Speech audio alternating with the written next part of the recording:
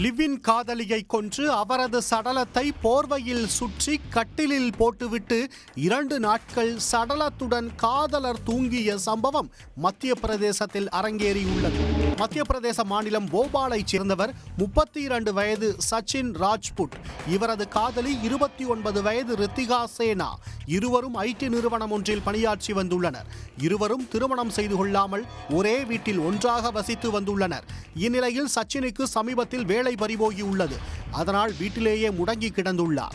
வேலை போன சோகத்தில் எந்நேரமும் குடித்துவிட்டு போதையில் கிடந்துள்ளார். இதனால் காதல் ஜோடி இடையே அடிக்கடி தகராறு ஏற்பட்டுள்ளது. இந்நிலையில் தன்னை மட்டும் பணி நீக்கிவிட்டு ரித்திகாவை தொடர்ந்து வேலைக்கு வைத்திருந்ததால் சச்சினுக்கு சந்தேகம் ஏற்பட்டுள்ளது. மேலாளருடன் ரித்திகாவுக்கு நெருக்கம் இருப்பதாகவும் அதனால்தான் அவர் ரித்திகாவை வேலைக்கு வைத்திருப்பதாக கூறி அடிக்கடி தகராறு செய்து வந்துள்ளார்.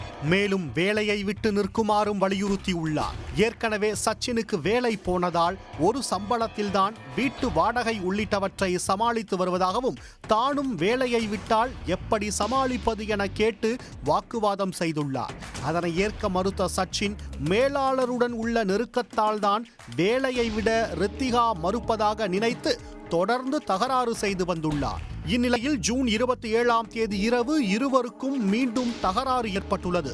அப்போது நிறைபோதையில் இருந்த சச்சின் ரித்திகா கழுத்தை நெரித்து கொலை செய்துள்ளார். பின்னர் உடலை ஒரு போர்வையில் சுற்றி படுக்கையில் தூங்குவது போல் சித்தரித்துள்ளார். பின்னர் அந்த சடலத்துடனேயே உறங்கியுள்ளார்.